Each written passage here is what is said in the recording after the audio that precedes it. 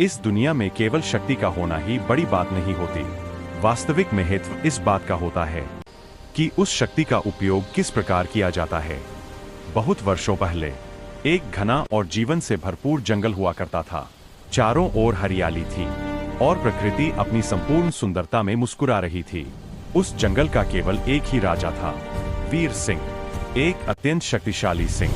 उसकी उपस्थिति मात्र से ही जंगल का वातावरण बदल जाता था। उसकी एक गर्जना और चारों ओर सन्नाटा छा जाता। उसे देखते ही हिरन अपने सिर झुका लेते, बंदर वृक्षों पर चढ़ जाते और हर जीव यह समझ जाता कि राजा का आगमन हो चुका है।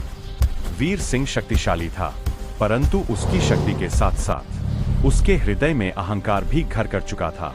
वह मानता था कि पूरा जंगल उसी का है, उसकी इच्छा ही नियम है और उसके निर्णयों पर कोई प्रश्न नहीं उठा सकता। समय के साथ उसका अहंकार और अधिक गहरा होता चला गया।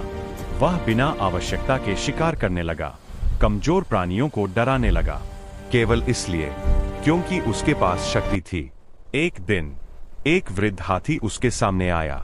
शांत और गंभीर स्वर में उसने कहा कि शक्ति का दुरुपयोग एक दिन सब कुछ छीन लेता है। वीर सिंह हंस पड़ा। उसने कहा कि राजा को किसी की सलाह की आवश्यकता नहीं होती। उस दिन के बाद जंगल में सम्मान कम और भय अधिक हो गया। फिर एक दिन प्रकृति ने अपना निर्णय सुनाया। जंगल में भयंकर सूखा पड़ गया। नदियां सूखने लगीं, हरियाली समाप्त होने लगी और शिकार धीरे धीरे गायब हो गया। वीर सिंह, जो कभी अकेला नहीं था, अब पूरी तरह अकेला पड़ गया। न कोई साथ था, न कोई सहायता। जिस जंगल को वह अपना समझता था, वही जंगल अब उसे पराया लगने लगा। एक रात भूख और थकान से टूटा हुआ वीर सिंह एक गुफा के बाहर बैठ गया।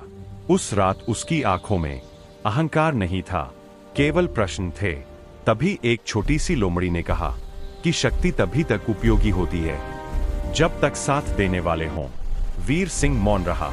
पहली बार उसने सुना और पहली बार उसने सोचा। अगली सुबह वीर सिंह जंगल के मध्य खड़ा हुआ। उसकी आवाज में क्रोध नहीं था, केवल सच्चाई थी। उसने स्वीकार किया कि उसने गलती की है।